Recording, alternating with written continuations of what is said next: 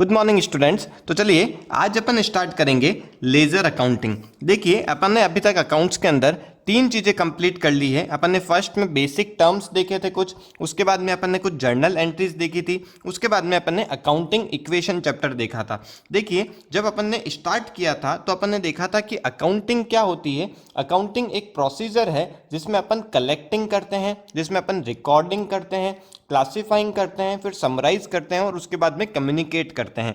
तो उसमें से अपन ने देखिए रिकॉर्डिंग को समझ लिया है। अब उसके बाद में जो नेक्स्ट प्रोसीजर होता है वो होता है क्लासिफाइंग। कैसे अपन हर अकाउंट को क्लासिफाई कर पाते हैं। तो देखिए अपन ने रिकॉर्डिंग जर्नल एंट्री के थ्रू की थी, अब अपने को क्लासिफाइंग करना है तो क्लासिफाइंग अपन लेजर के थ्रू करेंगे। तो देखिए लेजर क्या होता है। लेजर एक नेक्स्ट स्टेप है जर्नल एंट्री के बाद में। जैसे अपन जर्नल एंट्रीज करेंगे उसके बाद में अपने को लेजर करनी होती है। तो चलिए अब अपन समझते हैं कि लेजर अपन कैसे बनाते हैं। तो देखिए लेजर बनाने से पहले अपने को उसकी जर्नल एंट्रीज करनी पड़ेगी। तो अपन एक क्वेश्चन देखते हैं, उस क्वेश्चन की पहले जर्नल एंट्रीज देखेंगे और उसके बाद में अपन उसके लेजर बनाएंगे। तो चलिए देखते हैं एक क्वेश्चन। देखिए यहाँ पे एक क्वेश्चन दे रखा है जिसके अंदर अपने को कुछ जर्नल एंट्रीज दे रखी है। इन जर्नल एंट्रीज को अपन करेंगे, उसके बाद में उसके लेजर्स बनाएंगे। तो क्योंकि अपन ने जर्नल एंट्रीज पहले से सीख चुके हैं इसलिए मैंने ये एंट्रीज डायरेक्टली कर दी है आपके लिए। उसके बाद में अपन डायरेक्टली इसके लेजर्स देखेंगे। तो देखिए यहाँ पे एंट्रीज क्या दे रखी है, मैं उसकी एंट्रीज आपको यहाँ पे डायरेक्ट बता देता हूँ। यहाँ पे देखिए Ramesh started business with cash ₹1 lakh. तो यहाँ पे मैंने एंट्री करी है cash account debit to capital. Paid into bank, यहाँ पे एंट्री हो जाएगी bank account debit to cash. Bought goods for cash, तो purchase account debit to cash. Drew cash from bank for office use, तो इसकी entry हो जाएगी cash account debit to bank. तो इस टाइप से मैंने कुछ ट्रांजेक्शन्स किए हैं, उनके कुछ जर्नल एंट्रीज यहाँ पे नोट डाउन करी है। अब अपने को इसके लेजर्स बनाने हैं। तो देखते हैं लेजर कैसे बनता है। तो देखिए लेजर बनाने के लिए अपने को सबसे पहले एक टी शेप अकाउंट बनाना पड़ेगा। आप स्केल से इसे अकाउंट बना सकते हैं। देखिए इस पैटर्न से एक टी शेप बनाना है सबसे पहले। उसके बाद में यहां पे अपन एक अमाउंट का कॉलम रखेंगे, इधर साइड भी एक अमाउंट का कॉलम रखेंगे। इधर एक छोटा कॉलम बनाना है अपने को जेएफ का। जेएफ मतलब जर्नल फोलियो होता है, इसका मतलब पेज नंबर हो जाएंगे। और यहाँ पे अपन एक डेट का कॉलम रखेंगे। इस साइड में भी एक डेट का कॉलम और इधर साइड में भी अपन एक डेट का कॉलम रखेंगे। तो चलिए इसके अंदर अपन लिख देते हैं क्या क्या कॉलम्स थे। ये डेट का कॉलम है, इसे अपन पर्टिकुलर्स बोलेंगे। ये जेएफ, ये अमाउंट। सेम कॉलम आपको इधर साइड में बनाने हैं, date, particulars, JF and amount. अब ये जो लेजर है ये आपको हर अकाउंट का बनाना है। देखिए यहाँ पे अपने पास में कितने सारे अकाउंट आ गए हैं, जैसे कि कैश अकाउंट आया है, कैपिटल अकाउंट आया है, बैंक अकाउंट आया है, परचेज अकाउंट आया है, कृष्णा अकाउंट आया है, सेल्स अकाउंट आया है। तो जितने भी यहाँ पे अपने पास में अकाउंट हैं उतने अपने को इस टाइप से लेजर बनाने हैं। तो देखिए मैं यहाँ पे सारे लेजर्स आपके लिए बना रहा हूँ। देखिए यहाँ पे मैंने सारे अकाउंट बना लिए हैं। जैसे मैंने कैश अकाउंट बनाया था उसी पैटर्न से मैंने कैपिटल अकाउंट, बैंक अकाउंट और भी मैंने purchase account, Krishna, sales, Shyam account, then sales return, rent account, discount allowed, discount received account, salary account, इस पैटर्न से मैंने यहाँ पे सारे अकाउंट बना लिए हैं। अब देखिए आपको क्या करना है, सारे ट्रांजेक्शन्स को एक एक करके देखना है। देखिए सबसे पहले लिखा हुआ है कैश अकाउंट डेबिट। देखिए यहाँ पे कैश अकाउंट क्या हो रहा है, डेबिट हो रहा है। तो आपको कैश के लेजर के अंदर जाना है और क्योंकि यहाँ पे कैश डेबिट हो रहा है इसलिए अपने को यहाँ पे कैश अकाउंट के डेबिट साइड में अपने को यहाँ पे लिखना पड़ेगा। अब देखिए क्या लिखेंगे अपन यहाँ पे। देखिए कैश के ऑपोजिट में क्या आ रहा है, यहाँ पे आ रहा है टू कैपिटल। तो आप यहाँ पे लिख देंगे टू कैपिटल। जो भी डेट है वो अपन डेट यहाँ पे लिख देंगे। जैसे अप्रैल 1 दे रखा है तो यहाँ पे अपन लिख देंगे 1 अप्रैल। और जो अमाउंट कैश के सामने आ रहा है यहाँ पे 1 लाख रुपीज आ रहा है तो मैं यहाँ पे लिख दूंगा 1 लाख रुपीज। अब देखिए नेक्स्ट इसी के अंदर क्योंकि कैपिटल अकाउंट क्रेडिट हो रहा है तो आपको कैपिटल अकाउंट के अंदर जाके क्रेडिट साइड में लिखना पड़ेगा। देखिए कैपिटल अकाउंट क्रेडिट हो रहा था इसलिए मैंने यहाँ पे कैपिटल अकाउंट के क्रेडिट साइड में, यहाँ पे क्रेडिट साइड होती है, इधर साइड डेबिट होती है। तो कैपिटल क्योंकि क्रेडिट हो रहा है तो मैं इसके क्रेडिट साइड में यहाँ पे लिखूंगा। देखिए क्या लिखना है, देखिए यहाँ पे ऑपोजिट में क्या आ रहा है, इस कैपिटल के ऑपोजिट में आ रहा है कैश, तो यहाँ पे आप लिखेंगे कैश। और जब भी अपन राइट साइड में लिखते हैं, मतलब क्रेडिट साइड में लिखते हैं, तब अपन बाय से स्टार्ट करते हैं, तो यहाँ पे लिखेंगे बाय कैश। और रुपीस कौन से लिखना है, जो कैपिटल के सामने आ रहे हैं, तो यहाँ पे 1 लाख रुपीज आ रहे हैं, तो अपन यहाँ पे 1 लाख रुपीज लिख देंगे। ये अमाउंट का कॉलम है, ये जेएफ है। देखिए जेएफ जो होता है इसका मतलब होता है पेज नंबर। अब तुम्हारे जो क्वेश्चन होंगे उसके अंदर कभी भी पेज नंबर लिखे हुए नहीं रहते हैं, तो इसलिए ये जो जेएफ का कॉलम है ये दोनों साइड में खाली रहता है, आपको यहाँ पे कुछ भी लिखने की जरूरत नहीं है। यहाँ पे वही डेट आ जाएगी, ये डेट का कॉलम होएगा। सेम पैटर्न से चलता है यहाँ पे, date particular JF amount, date particular JF amount, ऐसे हर के अंदर लिखना पड़ेगा आपको। मैंने यहाँ पे लिखे नहीं है, तो ये चीज़ आपको समझ में आ गई होगी। एक बार फिर से मैं बता देता हूँ। देखिए यहाँ पे क्या हो रहा है, कैश अकाउंट डेबिट हो रहा है, तो कैश के लेजर के अंदर जाके मुझे डेबिट साइड में लिखना पड़ेगा और नाम ऑपोजिट वाला आएगा। अमाउंट कौन सा आएगा, कैश के सामने जो लिखा है वो वाला अमाउंट आ जाएगा। अगेन यहाँ पे देखिए कैपिटल क्रेडिट हो रहा था, तो कैपिटल अकाउंट के अंदर जाऊंगा मैं और उससे क्रेडिट साइड में लिखना है मुझे, और नाम क्या लिखना पड़ेगा, मुझे ऑपोजिट वाला नाम लिखना पड़ेगा। हमेशा ध्यान रखना है आपको कि कैपिटल अकाउंट के अंदर कभी भी कैपिटल नहीं आ सकता। वैसे ही जैसे कैश अकाउंट के अंदर वापस कभी भी कैश नहीं दिखेगा आपको, कोई भी अकाउंट है उसके अंदर सेम वापस वही अकाउंट नहीं आता है। ओके, चलिए अपन नेक्स्ट ट्रांजेक्शन देखते हैं। देखिए bank account debit to cash. अब देखिए यहाँ पे क्या हो रहा है, बैंक अकाउंट डेबिट हो रहा है, तो मुझे क्या करना पड़ेगा, बैंक के लेजर के अंदर जाके डेबिट साइड में लिखना है, और डेबिट में क्या लिखेंगे, नाम ऑपोजिट वाला। अब ऑपोजिट वाला नाम क्या आ रहा है, यहाँ पे टू कैश आ रहा है, तो मुझे यहाँ पे डेबिट साइड में लिखना पड़ेगा और टू कैश लिखना पड़ेगा। अमाउंट कितना आ जाएगा, देखिए यहाँ पे 20,000 लिखा है बैंक के सामने, तो मैं यहाँ पे 20,000 रुपीज़ लिख देता हूँ, ये आ जाएगा 20,000 रुपीज़। और जो डेट है वो अपन यहाँ पे डेट लिख देंगे, अप्रैल 2 लिखा हुआ है, तो यहाँ पे मैं अप्रैल 2 लिख देता हूँ। ओके, अब देखिए ये ट्रांजैक्शन कंप्लीट नहीं हुआ है, अभी भी यहाँ पे क्या हो रहा है, कैश अकाउंट क्रेडिट हो रहा है, तो मतलब आपको हर अकाउंट को देखना पड़ेगा। जैसे मैंने यहाँ पे सबसे पहले कैश अकाउंट को देखा, उसके बाद में कैपिटल अकाउंट को देखा, उसके बाद में बैंक अकाउंट को देखा, अब मुझे वापस से देखना है कैश अकाउंट। तो देखिए कैश अकाउंट क्या हो रहा है, यहाँ पे यहाँ क्रेडिट हो रहा है, तो मैं कैश अकाउंट के अंदर जाके क्रेडिट साइड में लिखूंगा। क्या लिखूंगा, ऑपोजिट में नाम क्या आ रहा है, बैंक का नाम आ रहा है, तो मुझे इधर साइड में लिखना पड़ेगा बाय बैंक। अमाउंट क्या आ जाएगा, देखिए 20,000 रुपीज़ यहाँ पे आ जाएगा। यहाँ पे अपन इसकी डेट लिख देंगे अप्रैल 2, ये आ जाएगा अप्रैल 2। ओके, चलिए नेक्स्ट देखते हैं। देखिए यहाँ पे लिखा हुआ है purchase account debit to cash, तो यहाँ पे परचेज अकाउंट क्या हो रहा है, डेबिट हो रहा है, तो मैं परचेज अकाउंट के अंदर जाऊँगा। यहाँ पे मैंने परचेज अकाउंट बना रखा है, तो इसके अंदर जाऊँगा, और परचेज क्योंकि डेबिट हो रहा था एंट्री के अंदर, तो यहाँ पे परचेज के अकाउंट के अंदर, मतलब परचेज के लेजर के अंदर डेबिट साइड में लिखूंगा, और नाम क्या लिखना है मुझे, ऑपोजिट वाला नाम यहाँ पे आ जाएगा। अमाउंट देखिए क्या आ जाएगा, अमाउंट यहाँ पे 50,000 रुपीज़ लिखा है, तो यहाँ पे मैं 50,000 रुपीज़ इधर लिख देता हूँ। ओके, यहाँ पे डेट लिख देंगे अप्रैल 3, तो यहाँ पे मैं ओनली लिख रहा हूँ 3/4। ओके, देन यहाँ पे देखिए कैश अकाउंट क्या हो रहा है, क्रेडिट हो रहा है, तो कैश के अंदर, कैश अकाउंट के अंदर जाऊँगा मैं, और क्रेडिट साइड में मुझे लिखना पड़ेगा बाय परचेज। अमाउंट कितना आ जाएगा, 50,000 रुपीज़ अमाउंट आ जाएगा, और 3 अप्रैल की डेट आ जाएगी। ओके, चलिए नेक्स्ट देखते हैं। नेक्स्ट ट्रांजेक्शन क्या है, cash account debit to bank, क्योंकि कैश यहाँ पे क्या हो रहा है, डेबिट, तो कैश अकाउंट के अंदर जाऊंगा और डेबिट साइड में लिखूंगा। डेबिट में क्या लिखना है मुझे, नाम ऑपोजिट का आता है, तो यहाँ पे आएगा टू बैंक। रुपीज़ देखिए कितने हैं यहाँ पे, 10,000 रुपीज़, तो यहाँ पे मैं 10,000 रुपीज़ लिख देता हूँ। डेट आ जाएगी 4 अप्रैल, तो 4/4। ओके, चलिए इसके बाद में देखते हैं बैंक अकाउंट क्या हो रहा है। यहाँ पे बैंक अकाउंट मेरा क्रेडिट हो रहा है, तो बैंक के लेजर के अंदर जाऊंगा और क्रेडिट साइड में लिखूंगा, क्या आ जाएगा, नाम देखिए यहाँ पे बैंक का लेजर आ गया, ये इसके अंदर मैं क्रेडिट साइड में लिखता हूँ बाय कैश। देखिए मैंने कैश क्यों लिखा है, क्योंकि इसके ऑपोजिट में क्या आ रहा था, कैश आ रहा था। नाम अमाउंट आ जाएगा 10,000 रुपीज़, तो यहाँ पे मैं लिख देता हूँ 10,000 रुपीज़। ओके, चलिए इसके बाद में देखते हैं Krishna account debit to sales. अब कृष्णा मेरा डेबिट हो रहा है, तो मैं यहाँ पे कृष्णा, यहाँ पे जहाँ पे भी अकाउंट है कृष्णा के लेजर के अंदर जाऊँगा और डेबिट साइड में लिखूंगा। डेबिट में नाम क्या आ जाएगा, टू सेल्स। यहाँ पे अमाउंट हो जाएगा 15,000 रुपीज़, तो यहाँ पे मैं 15,000 रुपीज़ लिख देता हूँ। देन सेल्स अकाउंट में जाना है मुझे। सेल्स अकाउंट क्या हो रहा है, क्रेडिट हो रहा है, तो सेल्स के लेजर के अंदर जाएंगे और क्रेडिट साइड में लिखेंगे। नाम किसका आ जाएगा, ऑपोजिट वाले का। तो यहाँ पे कृष्णा आ रहा था, तो यहाँ पे मैं कृष्णा लिख देता हूँ। अमाउंट आ जाएगा 15,000 रुपीज़। इसकी जो डेट है वो यहाँ पे डेट अपन लिख देते हैं अप्रैल 13, मतलब 13/4।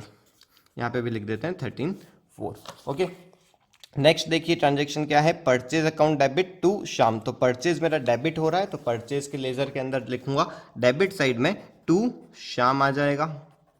और श्याम जहां पे है, श्याम के लेजर, क्योंकि श्याम क्रेडिट हो रहा था, देखिए ट्रांजेक्शन के अंदर श्याम क्रेडिट हो रहा है, तो श्याम के लेजर के अंदर मुझे क्रेडिट साइड में लिखना है। यहाँ पे आ जाएगा बाय परचेजेस। अमाउंट कितना आ जाएगा 22,500, यहाँ पे 22,500 और इधर साइड में शाम परचेज के लेजर के अंदर भी 22,500। इसकी जो डेट है वो यहाँ पे अपन डेट लिख देंगे, अप्रैल 20 दे रखी है डेट, तो यहाँ पे 24 लिख देता हूँ मैं, यहाँ पे भी 24 लिख देता हूँ मैं। ओके, चलिए नेक्स्ट ट्रांजेक्शन देखते हैं। देखिए यहाँ पे ये जो ट्रांजेक्शन है ये कंपाउंड ट्रांजेक्शन है। यहाँ तक जो ट्रांजेक्शन थे ये सिंपल ट्रांजेक्शन थे, इसको अपन कंपाउंड ट्रांजेक्शन बोलते हैं, क्योंकि यहाँ पे मोर देन वन डेबिट हो रहा है। यहाँ पे देखिए क्या करेंगे अपन, कैश अकाउंट मेरा क्या हो रहा है, डेबिट हो रहा है, तो कैश के लेजर के अंदर जाऊंगा मैं और यहाँ पे कैश को डेबिट करूंगा। अब देखिए इसके ऑपोजिट में क्रेडिट क्या हो रहा है, कैश के ऑपोजिट में क्रेडिट हो रहा है कृष्णा, तो यहाँ पे मैं नाम लिखूंगा टू कृष्णा, तो यहाँ पे लिख देते हैं टू कृष्णा।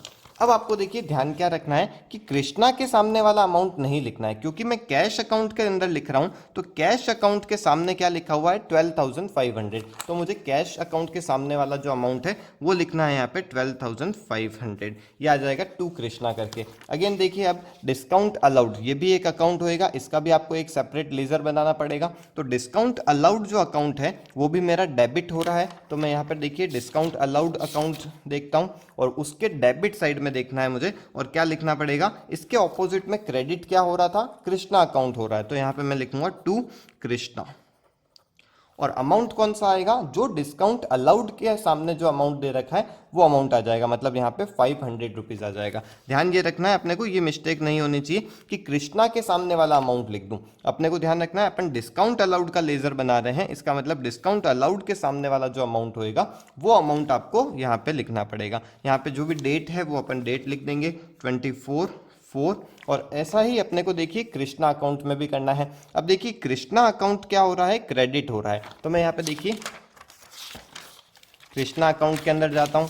अब कृष्णा क्या हो रहा था, क्रेडिट हो रहा था, तो मैं यहाँ पे लिखूंगा बाय।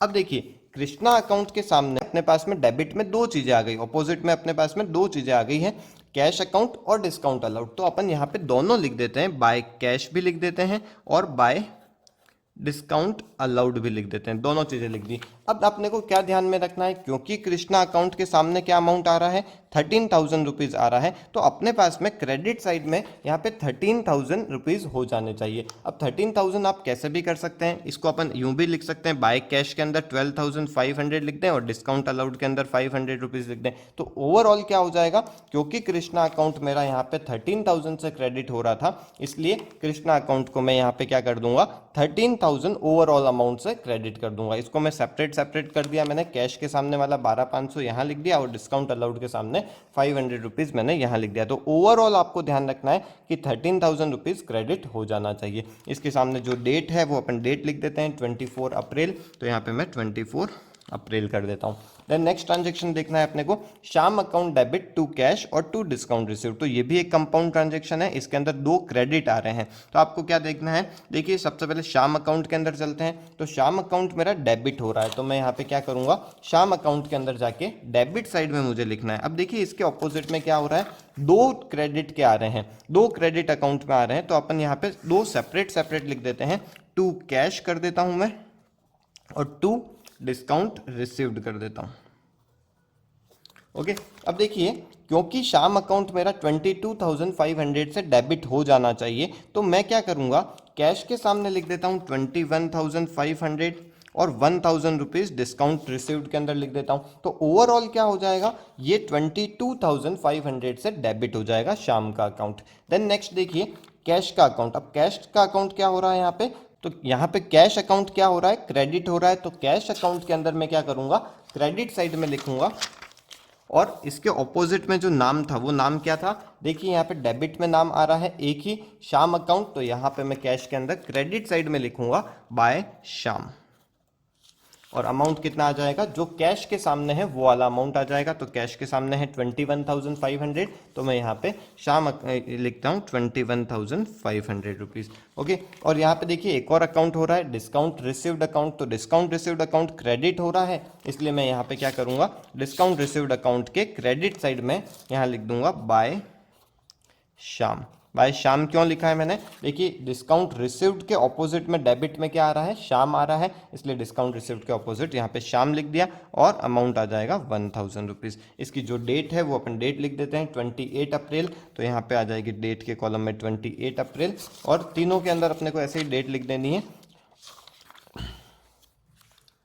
अब देखिए नेक्स्ट ट्रांजेक्शन क्या है, sales return account debit to Krishna. अब देखिए सेल्स रिटर्न यहाँ पे क्या हो रहा है, डेबिट हो रहा है, इसलिए मैं सेल्स रिटर्न अकाउंट के अंदर डेबिट साइड में लिख देता हूँ। यहाँ पे देखते हूँ, देखिए ये मेरा सेल्स रिटर्न अकाउंट है, इसके अंदर मैं डेबिट साइड में लिख देता हूँ। और देखिए इसके ऑपोजिट में क्या आ रहा है, इसके ऑपोजिट में आ रहा है कृष्णा, तो यहाँ पे आ जाएगा टू कृष्णा, देन अमाउंट आ जाएगा 2,000 रुपीज़, तो यहाँ पे मैं 2,000 रुपीज़ लिख देता हूँ। देन यहाँ पे देखिए कृष्णा अकाउंट क्या हो रहा है, क्रेडिट हो रहा है, तो मैं कृष्णा अकाउंट के अंदर जाके इसे क्रेडिट लिख देता हूँ, और ऑपोजिट में इसके नाम आ रहा है सेल्स रिटर्न, तो बाय सेल्स रिटर्न अकाउंट कर देता हूँ, और अमाउंट आ जाएगा 2,000 रुपीज़। तो चलिए नेक्स्ट ट्रांजेक्शन क्या है, देखिए cash account debit to sales. तो कैश अकाउंट क्या हो रहा है, यहाँ पे डेबिट हो रहा है, तो मैं कैश अकाउंट के अंदर जाके डेबिट साइड में लिखता हूँ टू सेल्स, और अमाउंट आ जाएगा मेरे पास में 80,000 रुपीज़, तो यहाँ पे लिख देता हूँ 80,000 रुपीज़। देन यहाँ पे सेल्स क्या हो रहा है, सेल्स मेरा क्रेडिट हो रहा है, तो सेल्स अकाउंट के अंदर जाके मैं क्या कर दूंगा, क्रेडिट साइड में लिख देता हूँ। तो यहाँ पे देखिए मेरा सेल्स अकाउंट है, इधर साइड में मैं क्रेडिट साइड में लिखूंगा, और इसके ऑपोजिट में देखिए नाम क्या था, नाम अपने पास में आ रहा था कैश, तो यहाँ पे मैंने बाय कैश किया, और अमाउंट आ जाएगा 80,000 रुपीज़। देन नेक्स्ट देखिए ट्रांजेक्शन क्या आ रहा है, rent account debit to cash. तो रेंट अकाउंट मेरा डेबिट हो रहा है, इसलिए मैं क्या करूंगा, रेंट अकाउंट में के अंदर जाके इसे डेबिट में लिखता हूं, और टू कैश आ रहा था, तो इसके ऑपोजिट में कैश है, तो इसलिए यहाँ पे कैश लिखा। अमाउंट कितना है 5,000 रुपीज़, तो यहाँ पे मैं लिख देता हूँ 5,000 रुपीज़। देन इधर देखिए कैश क्या हो रहा है, कैश मेरा क्रेडिट हो रहा है, तो कैश के अंदर जाके मैं क्रेडिट साइड में लिखूंगा। यहाँ पे मेरे देखिए बाय रेंट लिख दिया मैंने, और इसका जो अमाउंट है वो अपन यहाँ पे लिख देंगे, अमाउंट है 5,000 रुपीज़, तो यहाँ पे मैं कैश के अंदर जाके 5,000 रुपीज़ यहाँ लिख देता हूँ। देन देखिए नेक्स्ट ट्रांजेक्शन क्या है, salary account debit to cash. तो सैलरी अकाउंट मेरा डेबिट हो रहा है, इसलिए मैं सैलरी अकाउंट के अंदर जाके डेबिट साइड में लिख दूंगा। यहाँ पे ये इधर साइड डेबिट है, ये मेरा टू कैश लिख दिया मैंने। अमाउंट कितना आएगा, 10,000 रुपीज़ अमाउंट दे रखा है, तो यहाँ पे मैं 10,000 रुपीज़ लिख देता हूँ। देन कैश अकाउंट देखिए यहाँ पे क्या हो रहा था, क्रेडिट हो रहा है, इसलिए मैं कैश अकाउंट के अंदर जाऊंगा और क्रेडिट साइड में लिखूंगा बाय सैलरी। तो देखिए लेजर का बहुत ही सिंपल सा रूल हो गया, जो ट्रांजैक्शन अपन कर रहे हैं उन ट्रांजैक्शन में जो अकाउंट डेबिट हो रहा है उसके लेजर के अंदर भी वो अकाउंट डेबिट ही होएगा, और जो ट्रांजैक्शन क्रेडिट हो रहा है, जो अकाउंट क्रेडिट हो रहा है उसके लेजर के अंदर भी वो अकाउंट क्रेडिट ही होएगा। तो ये सारी चीजें अपन ने इसके लेजर्स बना लिए। अब देखिए इसके बाद में अपने को क्या करना पड़ता है, इसके बाद में आपको इसका बैलेंस निकालना पड़ेगा। अब देखिए बैलेंस कैसे निकालेंगे अपन, एक अकाउंट का मैं आपको बैलेंस निकाल के बताता हूँ। देखिए जैसे कैश अकाउंट है, अब कैश अकाउंट के अंदर कौन सी साइड आपको ज़्यादा दिख रही है, ये देखिए मैं यदि देखता हूँ अमाउंट के अंदर, तो अमाउंट का जो टोटल है वो डेबिट साइड का यहाँ पे मुझे ज़्यादा दिख रहा है, तो मैं क्या करता हूँ इसका टोटल लगाऊंगा। देखिए इसका टोटल लगाते हैं अपन, तो देखिए यहाँ पे आता है 1,10,000, 1,22,500, देन 2,02,500। तो यहाँ पे मैं इसका टोटल लिख देता हूँ 2,02,500, ये इसका टोटल आ रहा है। अब देखिए इसका भी टोटल जो है वो ये नहीं आएगा, क्योंकि इधर वाली साइड का बैलेंस ज़्यादा आ रहा था, इसलिए मैंने ये वाला टोटल नीचे लिख दिया, और सेम का सेम जो फिगर है वो मैं इधर भी लिख देता हूँ। अब आपको क्या करना है, इस अमाउंट में से इन सभी को माइनस करना है। तो देखिए मैं यहाँ पे कैलकुलेटर पे कर रहा हूँ, देखिए यहाँ पे 2,02,500 माइनस में कर रहा मैं यहाँ पे 20,000 minus 50,000 minus 21,500, then minus 5,000, and minus 10,000। तो यहाँ पे देखिए इसका जो बैलेंस है वो आपका क्या निकल रहा है 96,000। इसका मतलब क्या है कि इसके टोटल में से इसका टोटल का डिफरेंस जो है वो क्या आ रहा है 96,000। तो आपको क्या करना है, क्योंकि ये दोनों टोटल को बराबर करना है, इसलिए अपन यहाँ पे क्या कर देंगे, यहाँ पे एक बैलेंसिंग फिगर लिखेंगे बाय बैलेंस CD। इसका मतलब होता है by balance carried down. Carried down का मतलब आप नेक्स्ट ईयर में या फिर नेक्स्ट मंथ के अंदर इस बैलेंस को, मतलब ये जो 96,000 रुपीज़ का जो बैलेंस आया है इसको आप कैरी फॉरवर्ड करने वाले हैं। ये आपका कैश का बैलेंस हो गया, ये आपके पास में कैश बचा हुआ है। तो इसको अपन थोड़ा और समझते हैं।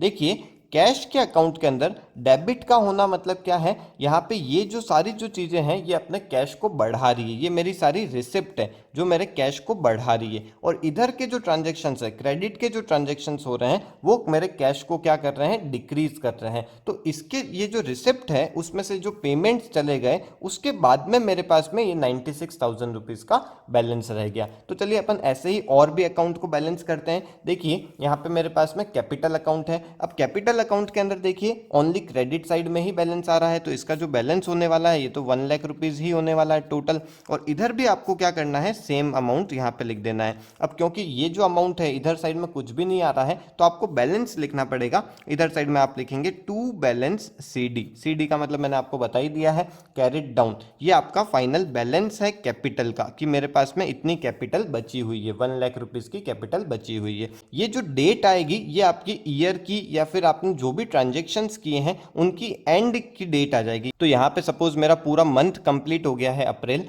तो मैं यहाँ पे क्या लिखूंगा, यहाँ पे 30 अप्रैल लिख दूंगा। ये मेरा क्या हो जाएगा, क्लोजिंग बैलेंस हो जाएगा। अप्रैल महीने के एंड में मेरे पास में 1 लाख रुपीज़ की कैपिटल बची हुई है। तो चलिए इसी पैटर्न से अपन बैंक अकाउंट को भी बैलेंस करते हैं। यहाँ पे देखिए 20,000 रुपीज़ इधर आ रहा है, इधर 10,000 आ रहा है, तो दोनों में से जो ज़्यादा है वो आपको नीचे साइड में लिख देना है। 20,000 रुपीज़ में यहाँ पे लिख दूंगा और यहाँ पे भी अब मुझे 20,000 ही लिखना है। तो अपने को क्या करना है, इस 20,000 में से इस 10,000 को माइनस करना है। तो यहाँ पे जो बैलेंस आएगा ये मेरा बैलेंस CD आ जाएगा। बाय बैलेंस CD लिखेंगे, 20,000 माइनस 10,000 10,000 आ जाएगा। अब इसका मतलब समझते हैं। देखिए कि बैंक अकाउंट में मेरे इधर साइड में जो आया है वो क्या हुआ है, वो बैंक के अंदर डिपॉजिट हुआ है, मेरे बैंक बैलेंस को इसने बढ़ाया है। और इधर साइड में जो आया है इसने मेरे बैंक बैलेंस को कम किया है। और फाइनली मेरा बैंक का बैलेंस अभी कितना बचा हुआ है, 10,000 रुपीज़ बचा हुआ है। तो चलिए नेक्स्ट ट्रांजेक्शन को देखते हैं। देखिए यहाँ पे क्या आ रहा है, परचेज अकाउंट। परचेज अकाउंट के ओनली डेबिट साइड में ही आ रहा है, तो इसका टोटल इधर का ही ज़्यादा होने वाला है। तो यहाँ पे देखिए इसका टोटल लगा लेते हैं, 72,500 आ जाएगा। इधर भी मैं लिख दूंगा 72,500। और यहाँ पे क्योंकि कुछ भी नहीं आ रहा है तो बैलेंस क्या बच जाएगा, यही 72,500 बच जाएगा। तो मैं यहाँ पे लिख देता हूँ बाय बैलेंस CD 72,500। ओके, तो आपको ये चीज़ समझ में आ रही होगी। तो यहाँ पे आप डेट लिख देंगे 30 अप्रैल की। इसके बाद में देखिए यहाँ पे कृष्णा अकाउंट आता है। कृष्णा अकाउंट में देखिए डेबिट साइड में आ रहा है 15,000, क्रेडिट साइड में भी 15,000 आ रहा है। तो इसका मतलब क्या हो गया कि यहाँ पे दोनों जो अकाउंट है ये मैच हो चुका है मेरा। इधर भी मैं 15,000 लिख दूंगा और इधर भी मैं 15,000 लिख दूंगा।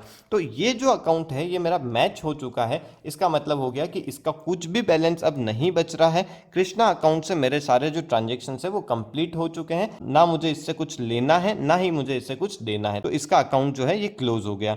नेक्स्ट देखते हैं। देखिए यहाँ पे सेल्स अकाउंट आ रहा है। सेल्स के अंदर क्रेडिट साइड में ही अमाउंट आ रहा है और इसका टोटल हो जाएगा देखिए 95,000 रुपीज़।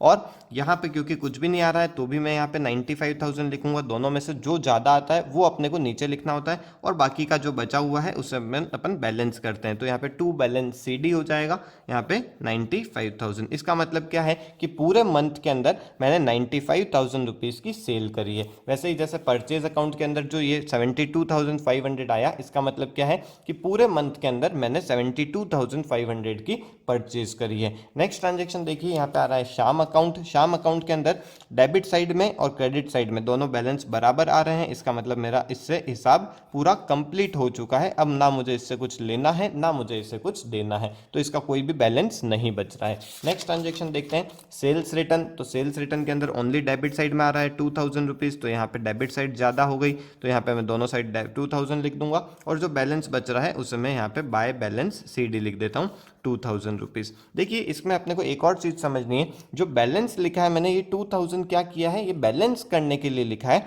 इसका मतलब क्या होएगा, मैं जब बोलूँगा कि सेल्स रिटर्न का कौन सा अकाउंट है तो मेरे को यही बोलना पड़ेगा कि सेल्स रिटर्न का डेबिट अकाउंट है, ये 2000 रुपीज़ का डेबिट बैलेंस आ रहा है इसका। ओके, जैसे यहाँ पे एक बार अपन कैश में भी समझते हैं, तो देखिए कैश के अंदर 96,000 मैंने यहाँ पे बैलेंस करने के लिए क्रेडिट साइड में लिखा है, बट यूं बोलना पड़ेगा कि कैश अकाउंट का डेबिट बैलेंस है 96,000 का। ऐसा क्यों बोला अपन ने, क्योंकि डेबिट बैलेंस ज़्यादा आ रहा था, इसीलिए मैच करने के लिए अपन ने भले ही क्रेडिट में लिखा हो बट इसका बैलेंस डेबिट साइड ज़्यादा है, इसका मुझे यही बोलना पड़ेगा कि कैश का डेबिट बैलेंस आ रहा है 96,000 का। तो चलिए नेक्स्ट अपन देखते हैं। नेक्स्ट यहाँ पे आ रहा है रेंट अकाउंट। रेंट अकाउंट में क्या हो रहा है, 5,000 ओनली डेबिट में आ रहे हैं, तो 5,000 रुपीज़ इधर लिख देता हूँ और इधर भी लिख देता हूँ, और इसका जो बैलेंस है यहाँ पे लिखते हैं बाय बैलेंस CD और अमाउंट आ जाएगा 5,000 रुपीज़। तो इसका मतलब रेंट का डेबिट बैलेंस है 5,000 रुपीज़, मैच करने के लिए मुझे इसे क्रेडिट में लिखना पड़ा।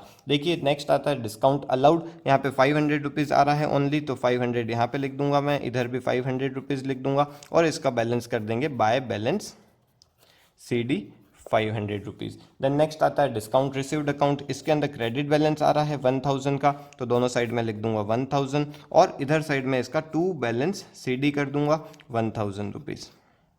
देन नेक्स्ट देखते हैं, यहाँ पे सैलरी अकाउंट आता है। सैलरी अकाउंट के अंदर डेबिट में बैलेंस आ रहा है 10,000 का, तो यहाँ पे मैं 10,000 इधर लिख देता हूँ और इधर भी मुझे 10,000 लिखना पड़ेगा, और इसका जो बैलेंस है वो मेरा यहाँ पे आ जाएगा बाय बैलेंस CD 10,000 रुपीज़। और इससे मैं क्या बोलूँगा कि सैलरी का डेबिट बैलेंस है 10,000 रुपीज़ का। डेबिट क्यों बोल रहा हूँ, मैंने आपको बता दिया है कि क्योंकि इसका डेबिट साइड ज़्यादा था इसलिए मैं इसे डेबिट बैलेंस बोलूँगा। ये नहीं सोचना है कि इसे मैंने क्रेडिट साइड में बैलेंस लिखा है इसका मतलब इसका क्रेडिट बैलेंस है, इसमें डेबिट साइड ज़्यादा थी इसलिए मैच करने के लिए अपने को इसे क्रेडिट में लिखना पड़ा था, बट इसका बैलेंस डेबिट का ही बोलेंगे अपन। ओके, तो आई होप ये चीज़ें आपको समझ में आई होगी।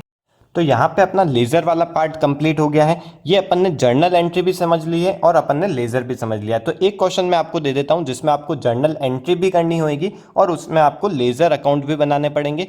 तो देखिए क्वेश्चन नंबर 2, इसे आप नोट कर लीजिए। देखिए इसका अमाउंट भी। चलिए तो आज की क्लास को अपन यहीं वाइंड अप करते हैं। नेक्स्ट क्लास के अंदर अपन इन्हीं लेज़र से, जो अपन ने अभी लेज़र्स बनाए हैं, इन्हीं लेज़र से अपन ट्रायल बैलेंस सीखेंगे। देखेंगे ट्रायल बैलेंस क्या होता है। देखिए अपन ने रिकॉर्डिंग का काम समझ लिया है और इसके बाद में अपन ने क्लासीफाइंग का काम समझ लिया है। इसके बाद में समराइजिंग का जो काम होता है ये ट्रायल बैलेंस के थ्रू होता है। तो अपन जो ट्रायल बैलेंस बनाते हैं वो अपन इन्हीं लेज़र अकाउंट से ही बनाते हैं। हर एक लेज़र का जो बैलेंस होता है उसे अपने को रिकॉर्ड करना पड़ता है। तो चलिए नेक्स्ट क्लास में अपन ट्रायल बैलेंस देखेंगे। आपको लेज़र अकाउंटिंग समझ में आ गई हो, ये वीडियो अच्छा लगा हो तो आप प्लीज़ लाइक बटन दबा दीजिए और आप इस वीडियो को जरूर शेयर कीजिए अपने फ्रेंड्स के साथ में, और इस चैनल को सब्सक्राइब कीजिए और बेल बटन जरूर प्रेस कर दीजिए जिससे आपको आगे आने वाली जो वीडियोस हैं उसके नोटिफिकेशन मिलते जाएं। Okay, thank you.